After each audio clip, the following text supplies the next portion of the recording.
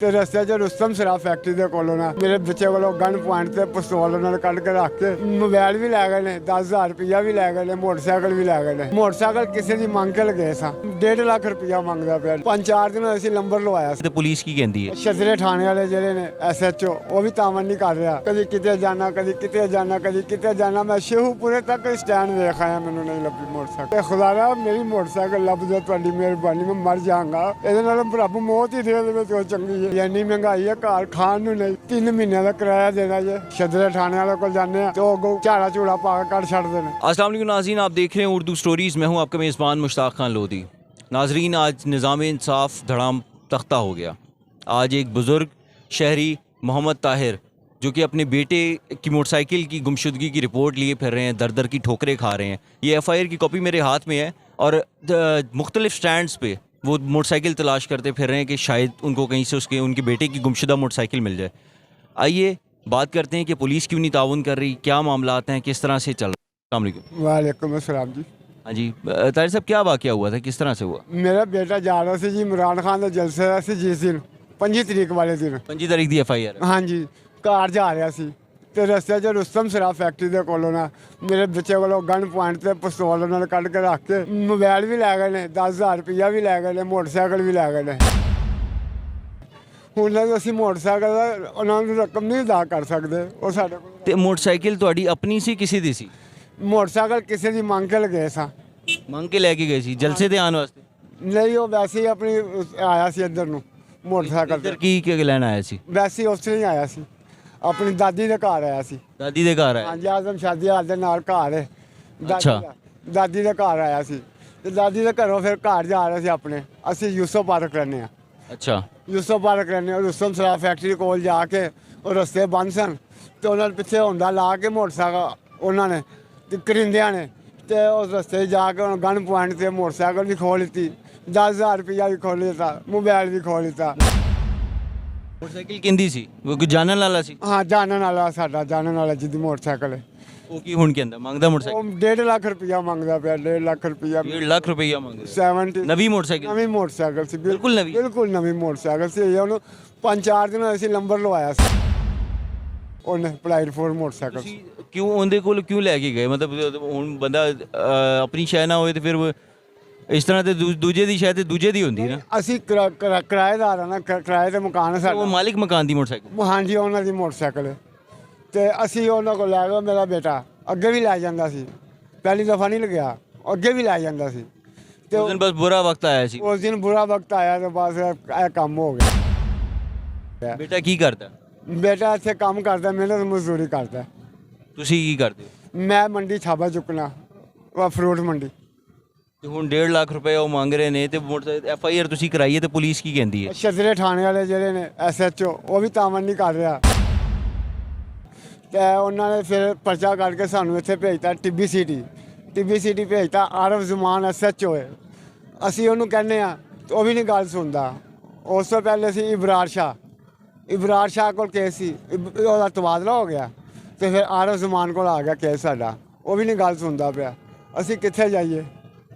ਤੇ ਹੁਣ ਪੁਲਿਸ ਕੀ ਕਹਿੰਦੀ ਹੈ ਕਿ ਲੱਭ ਨਹੀਂ ਰਹੀ, ਕਿ ਪੈਸੇ ਮੰਗਦੀ ਹੈ? ਕੀ ਕਰਦੀ ਪੁਲਿਸ? ਪੁਲਿਸ ਪੈਸੇ ਨਹੀਂ ਮੰਗਦੀ ਸਾਡੇ ਕੋਲ। ਅਸੀਂ ਝੂਠ ਨਹੀਂ ਬੋਲਣਾ, ਪੈਸੇ ਪੂਸੇ ਨਹੀਂ ਮੰਗਦੇ ਪਏ।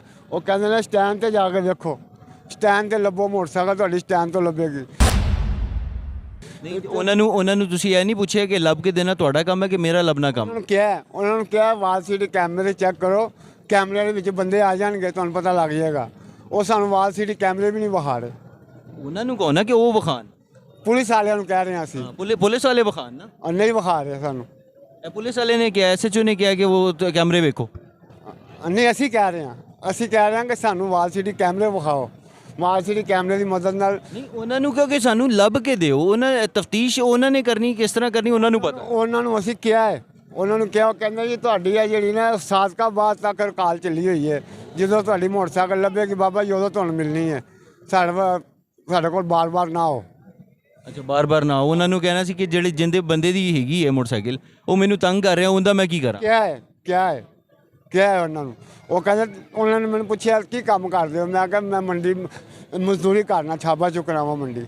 ਉਹਨਾਂ ਨੂੰ ਦੱਸੋ ਨਾ ਉਹਨਾਂ ਕੋਲ ਕਿ ਮੈਂ ਕਿਸ ਤਰ੍ਹਾਂ ਪੂਰੀ ਕਰਾਂ ਮੋਟਰਸਾਈਕਲ। ਉਹ ਨਹੀਂ ਸੁਣਦੇ ਕੋਈ ਗੱਲ। ਗੱਲ ਹੀ ਨਹੀਂ ਸੁਣਦੇ ਕੋਈ ਕਿਸੇ ਕਿਸਮ ਦੀ। ਕਿੰਨਾ ਅਰਸਾ ਹੋ ਗਿਆ ਤੁਸੀਂ ਲੱਭ ਰਹੇ ਹੋ ਮੋਟਰਸਾਈਕਲ? ਸਾਨੂੰ ਤਕਰੀਬਨ ਮਹੀਨਾ ਹੋ ਚੱਲਿਆ, ਮਹੀਨੇ ਤੋਂ ਅੱਜ ਦਿਹਾੜੀਆਂ ਨਹੀਂ ਕਰ ਰਹੇ ਇੱਥੇ ਮੋਟਰਸਾਈਕਲ ਲੱਭ ਰਹੇ? ਮੋਟਰਸਾਈਕਲ ਲੱਭਦੇ ਫਿਰ ਰਹੇ ਹਾਂ। 1 ਮਹੀਨਾ 3 ਦਿਨ ਹੋ ਗਏ। ਤੀਸਰੇ ਰੋਜ਼ੇ ਵਾਲੇ ਦਿਨ ਦੀ ਗੱਲ ਹੈ, ਤੀਸਰਾ ਰੋਜ਼ਾ ਸੀ, ਤੀਸਰਾ ਰੋਜ਼ਾ ਉਸ ਦਿਨ ਦੀ ਗੱਲ ਹੈ।